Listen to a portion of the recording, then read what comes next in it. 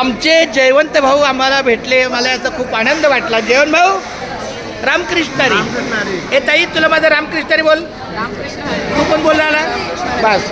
माझी ताई रामकृष्ण हरी बोल. रामकृष्ण हरी. अण्णा भावा आर्केच त्याला रामकृष्ण हरी आर्केच अण्णा आर्केच वहिनी तुमच्या मुखातून नाही आले काय रामकृष्ण हरी. हां आणि त्याला आर्केच मला सांगा ना. आर्केच रामकृष्ण हरी शॉर्ट फॉर्म. तू आर्केच म्हणतो ते पण नाही बोलणार. मग आहे मग तुला माहिती आहे.